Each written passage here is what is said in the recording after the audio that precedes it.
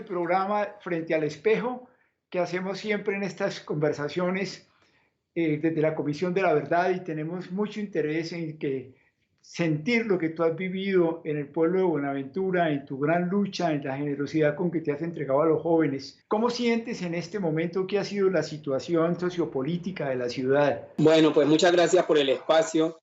Me siento muy bien de estar aquí con usted, que es una persona bien importante para nosotros, también por su compromiso con este país. Y Buenaventura, pues ha sido un territorio que para hablar de ella habría que empezar por identificar varias cosas, ¿no? Este es un territorio mayoritariamente afro que prácticamente es creado por sus fundadores. Estamos hablando de una Buenaventura donde la mayoría de la comunicación, o más bien el transporte o el tránsito de las comunidades se daba en puentes de madera, porque eran espacios ganados al mar y las casas se construyeron sobre el mar y muchas veces la forma de comunicación estaba entre canoas y entre puentes de madera bien altos, y luego la comunidad empieza a ganarle espacio a la tierra, rellenando las calles por las que usted tuvo la oportunidad de pasar. San Francisco en su mayoría ha sido un barrio rellenado, es decir, que lo que usted pisó, la gente lo fue ganando con el tiempo. Y después de que hace todo ese proceso de construcción de sociedad, de ciudad, pues hay una mirada del Estado, de la nación, pero esa mirada se conecta con unos intereses concretos que tienen que ver con el tema de lo portuario, de una ciudad que pasó de tener un puerto público, como era Puertos de Colombia, que garantizaba de alguna manera que hubieran mejores condiciones laborales, y pasa a convertirse en un puerto privado. Y la implicación de un puerto privado es que ya no existía la democratización de la economía, sino que más bien un grupo pequeño de personas empezaron a convertirse en el centro de la economía local, y pasó de ser un lugar que de alguna manera democratizaba mucho más la economía cuando era un puerto público, a convertirse lamentablemente en lo que es la Buenaventura de hoy, de un puerto totalmente privado que está de espaldas a la realidad de la ciudad en términos de lo que significa esto. Allí en esa misma Buenaventura, que tiene la parte portuaria, pues empezó a desarrollarse, o se ha desarrollado desde siempre, el tema gubernamental local. Y ese tema gubernamental local pues ha estado caracterizado por una realidad que se mueve en todo el país y que aquí se ha dado y todo el mundo se ha quedado quieto y no ha habido el interés de poder y la voluntad de poder intervenir, que es la realidad de corrupción. Leonard, déjame un momentico que te interrumpa ahí para complementar lo que estás diciendo. Yo sé que tú lo puedes decir con mucho más viva de eso, pero a mí me impresionó mucho, por ejemplo, en el puerto hoy en día, esas grúas inmensas que tienen las dos formas que tiene el puerto y donde sé que cada grúa de esas son grúas que valen millones y millones de dólares y al mismo tiempo el sitio donde están los grandes hoteles que se construyeron hoy en día en torno juntamente a ese desarrollo. Y luego cuando bajaba por las calles de San Francisco hacia abajo, hacia los esteros, yo comentaba que ver esas calles por donde la misma cañería baja sobre la misma tierra y las pequeñas mangueritas por donde tratan de coger agua. Y sin embargo, la belleza de esas niñas negras, afro, con esos vestidos blancos limpios, como tratando de mostrar niñas de 12, 13 años lindas, tratando de demostrar su dignidad humana a pesar de todo. Y esas grandes preguntas por la corrupción, que yo quiero oírte más sobre eso, porque cuando a mí alguien me decía en el puerto, mire, aquí en el puerto la seguridad, por ejemplo, mejor dicho, en la parte del puerto hay 500 cámaras de seguridad tratando de ver cualquier cosa que se robe o que desaparezca dentro del puerto, inmediatamente la captan. Y me decía que en el resto del pueblo había 3 cámaras. Esa era la seguridad que había para la gente en el pueblo, un poco, y todo eso, ¿en qué sentido tiene que ver con la corrupción cuando te refieres a esa parte? El puerto se lava las manos, o el sector portuario muchas veces se lava las manos diciendo que es que ellos pagan los impuestos, pero que lamentablemente los recursos de Buenaventura terminan en las manos de los corruptos y los corruptos terminan llevándosela a los bolsillos. Entonces aquí ha habido dos realidades, que a mi forma de ver una es que lo portuario cree que basta solamente con los impuestos y cree muchas veces que basta también con la proyección social que tienen en ocasiones, que es muy limitada en comparación con la contraprestación que les da la ciudad o contra todo lo que la ciudad implica.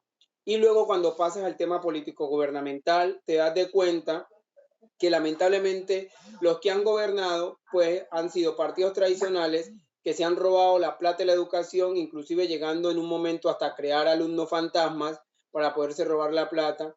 Se han robado la plata de la salud, llevándonos a que hasta la fecha nosotros no tenemos un hospital público de tercer nivel, sino un solo hospital que tiene una sede también en Buenaventura y que no atiende a toda la población porque no tiene la capacidad ni los implementos para hacerlo. Entonces, la corrupción se tomó la parte gubernamental, se ha robado la plata que deberían utilizarse en obras y Buenaventura está súper atrasada porque todos los recursos han ido a esos bolsillos. Pero el problema que luego tú te encuentras es que uno no entiende cómo en un país que constitucionalmente está hecho para que las cosas funcionen, no funcionan y cómo la Contraloría o los entes de control reaccionan justo cuando faltan unos meses para que los candidatos, para los que los alcaldes terminen. Es decir, que un alcalde roba 3 años y medio y en el medio año que le queda para salir, lo capturan después de que ya la plata se despilfarró, de que se repartió, de que ya no hay dinero y ni posibilidad de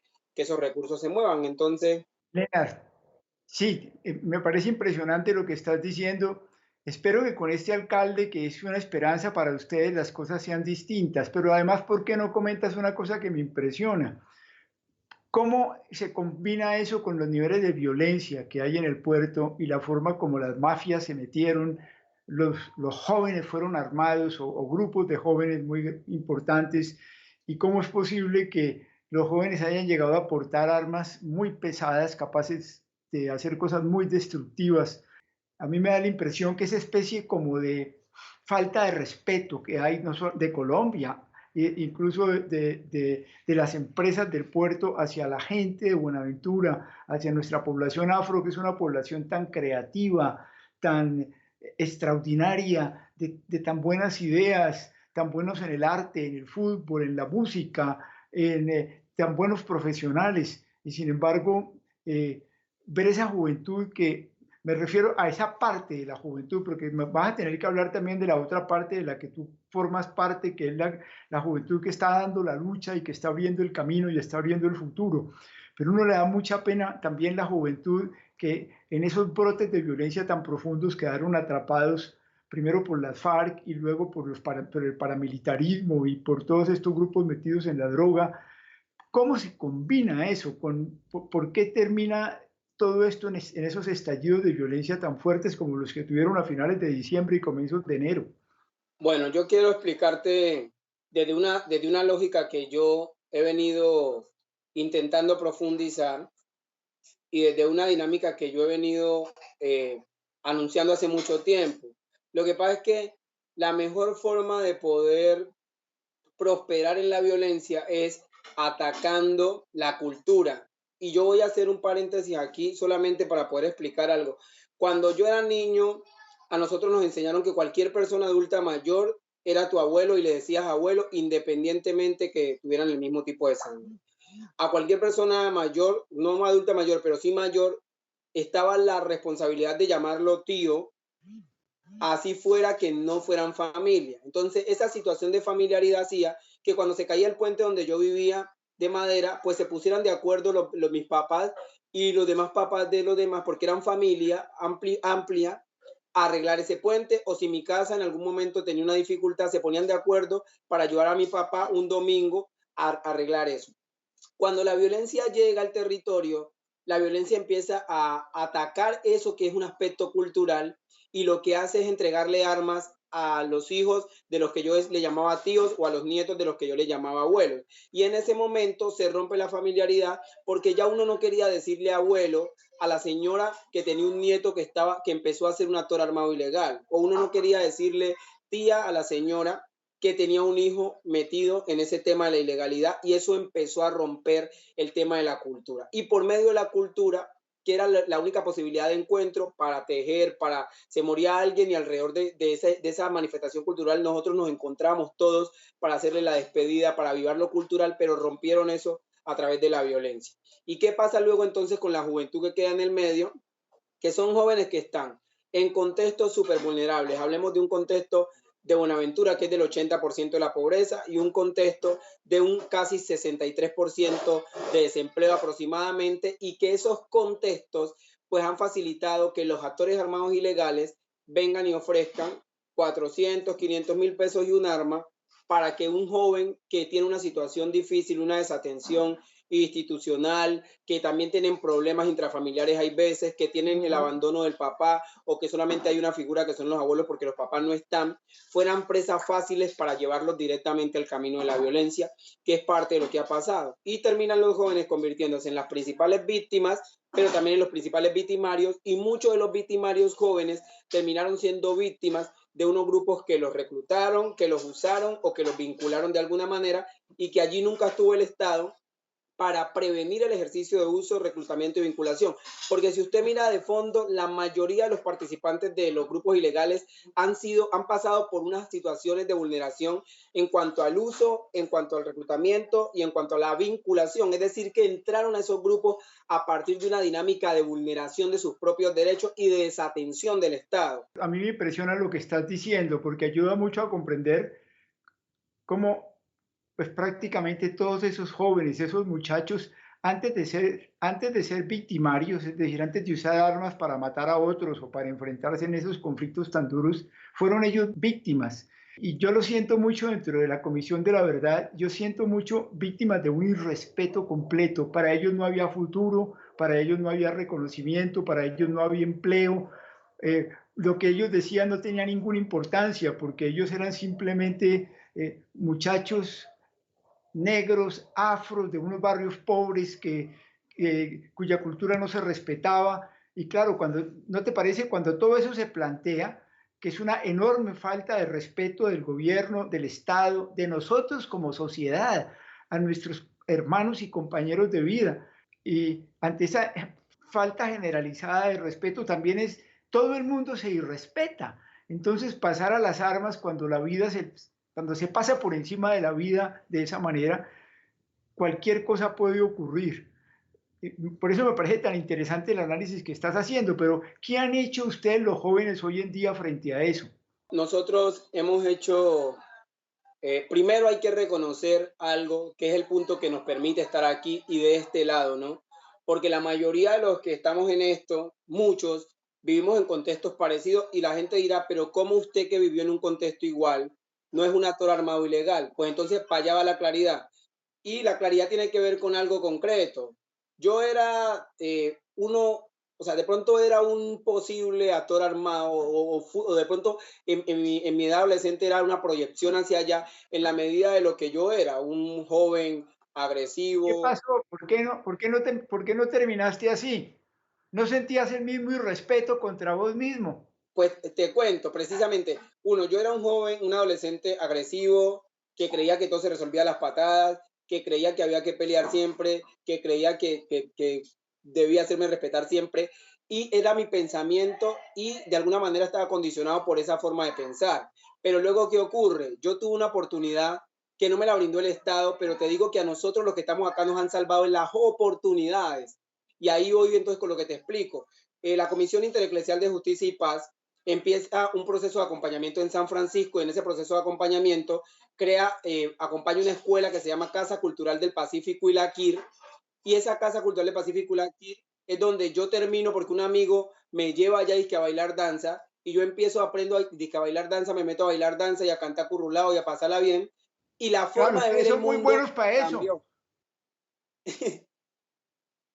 Y la forma de ver el mundo cambió, porque cuando yo entré allá a bailar, ya empecé a ver otras cosas y la comisión hizo algo muy bonito que fue, nos daba la posibilidad de grupo de danza y creó un grupo de jóvenes y entonces los sábados íbamos a ese grupo y nos empezaron a enseñar de derechos humanos, de política pública y ya el Leonard agresivo, que pensaba que la pelea era la solución, empezó a entender que esa no era la forma, que era el arte y que era educarme y eso empezó a cambiarme la perspectiva a mí y a muchos de los amigos que hoy están metidos en procesos o que no están vinculados a la ilegalidad. Es decir, en ese territorio tuvimos una oportunidad que no la brindó el Estado. Imagínense si el Estado nos hubiese dado escuelas de arte, escuelas de deporte. En ese momento, hoy muchos de los que están disparando estarían era de este lado y no estarían del otro lado. Pero lamentablemente la comisión hizo lo que pudo con las pocas capacidades que pudo también. Claro, pues me parece valiosísimo lo que estás diciendo, pero a propósito de eso, una de las preocupaciones que ustedes han tenido es enfrentar el problema de la verdad y establecer la verdad de los jóvenes, ustedes como jóvenes, y desde el arte, desde la cultura.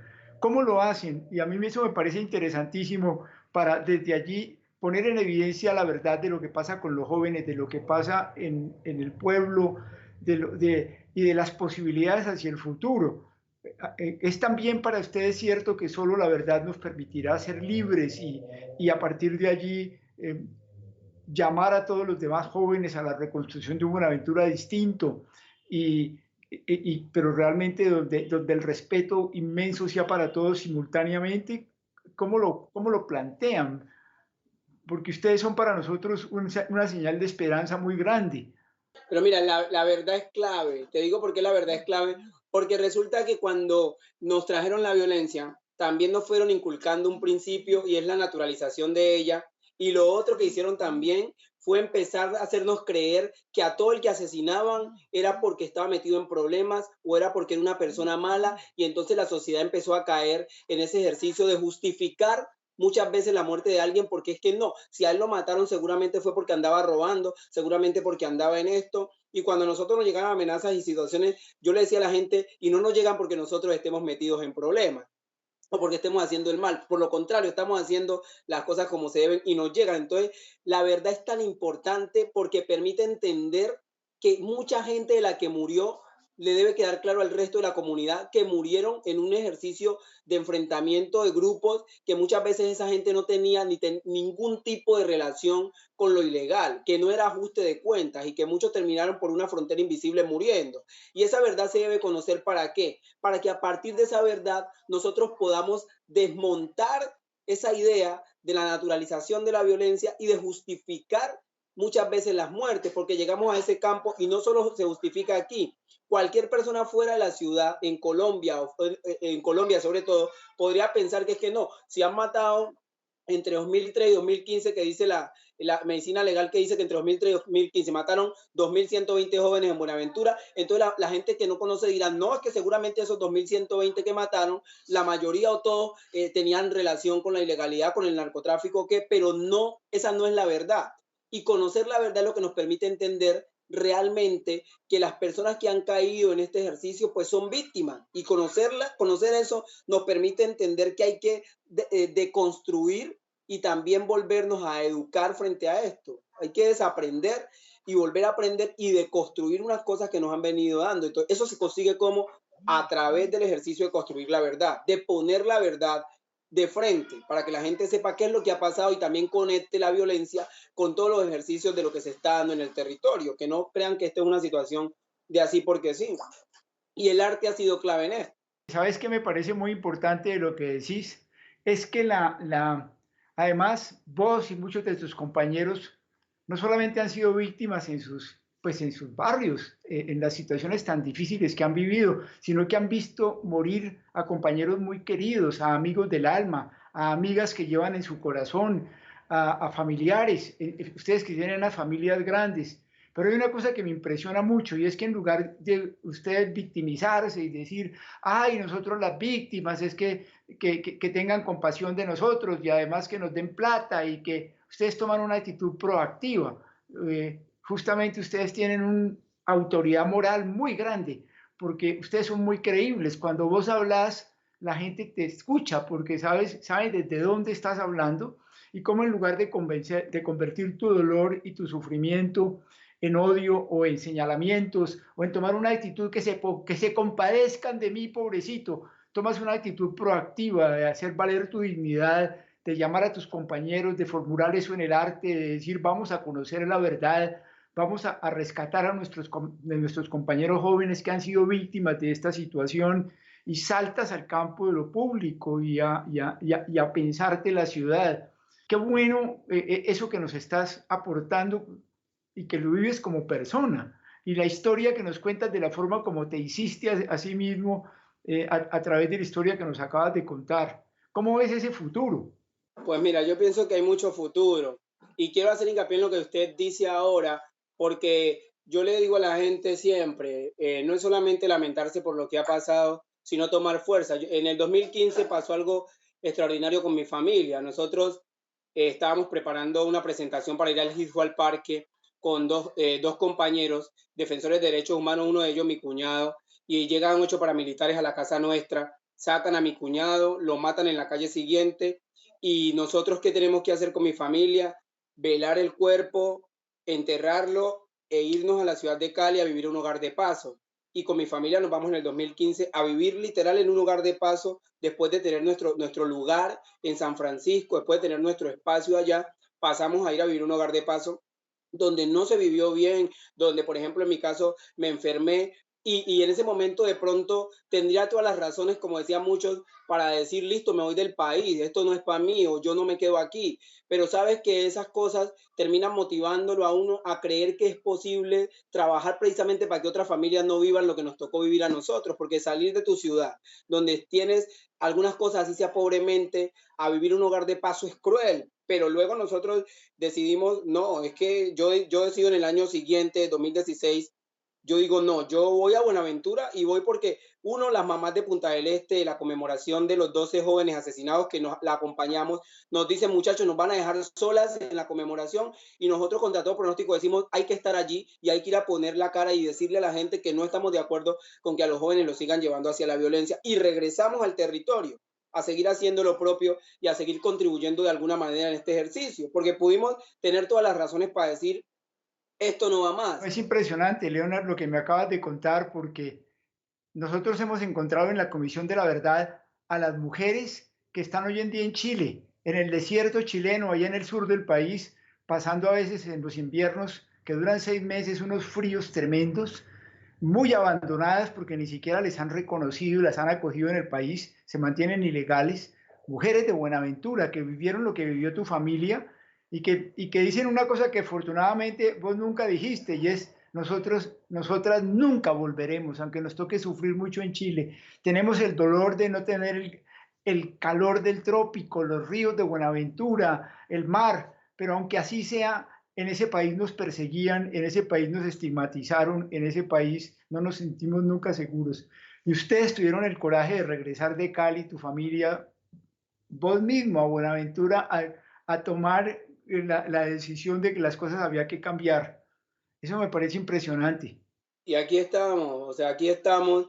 Y yo pienso que tratando de aportar en lo que podamos, ¿no? Porque obvio, yo siempre digo que al menos yo no sé cómo lo ven los demás, pero yo siempre diré que yo tengo una responsabilidad coherente y consecuente con mis ancestros, con el territorio al que soy, al que le debo todo, y también con este país. Y en el marco de esa responsabilidad consciente, consecuente y coherente, pues debo seguir resistiendo porque yo no me debo a mí, o sea, yo me debo es a un ejercicio de resistencia que no empezó con nosotros, que empezó antes de nosotros, que empezó con nuestros hermanos esclavizados que llegaron a esta parte de América, una resistencia que empezó antes, que hace que hoy sea posible que Leonard esté aquí en el uso de la libertad como ser humano hablando, porque pudo ser distinto y esos lucharon por una libertad que no sabían que era para mí. Entonces yo hoy con el uso de esa libertad, pues también tengo que contribuir de alguna manera a que de alguna manera los aportes que podamos hacer con todos los errores y equivocaciones contribuyan a que las generaciones que vengan pues tengan la oportunidad de vivir en una Buenaventura diferente. Y eso para mí juega un papel preponderante, un papel importante, porque no nos podemos quedar solamente en el dolor. El dolor es una parte, obvio, superarlo depende un poco de la realidad emocional y psicológica de cada uno, pero al final yo pienso que vale la pena seguir caminando porque la esperanza está puesta también en las generaciones que van creciendo, ¿no? Y a ellos no podemos heredarle la maldición de la violencia y del abandono y de la pobreza. Hay que darle herramientas para que tengan también la posibilidad de resistir y luchar por sus derechos, pero nosotros debemos conquistar algunas luchas para a partir de ahí generar cambios, ¿no? Gracias, Leonard. Yo creo que ya tenemos que cerrar este momento de conversación que ha sido tan fuerte. Gracias por lo que nos inspiras. Gracias por tu juventud jugada hasta el fondo para construir este mundo nuevo en Colombia. Gracias porque hombres como tú, de la profundidad de las juventudes afro, van a cambiar este país, estoy seguro, y nos enseñarán a los demás lo que significa la dignidad humana de todos nosotros. Muchísimas gracias. No, gracias a ustedes y al resto de Colombia decirles que nosotros como colombianos solamente tenemos tres colores, que son el amarillo, el azul y el rojo, que en últimas nos terminan convirtiendo en una sola nación. O sea, no podemos seguir creyendo que los hermanos indígenas, afro son menos. Aquí todos tenemos un tricolor que nos une, que se llama Colombia, y es en ese tricolor que debemos encontrarnos, más allá de las diferencias, para que este país un día pueda permitir que todos accedamos a oportunidades en igualdad de condiciones sin importar el color de piel. A la Comisión de la Verdad decirles que vale la pena jugársela por la verdad, porque la verdad va a ser el inicio del camino hacia la paz. La verdad es la puerta que nos permite abrir el camino hacia la paz, porque la paz no se construye sentados en la mentira, sino que se construye caminando desde la verdad hacia el ejercicio de justicia, hacia el ejercicio de reparación y hacia el ejercicio de garantía de no repetición. Entonces, contribuyamos a esa Colombia que queremos, pero hagámoslo desde pensarnos como tricolor y no desde pensarnos desde las diferencias religiosas, étnicas o demás. Fantástico, Leonor. Vamos, vamos juntos con ese tricolor y muchísimas gracias.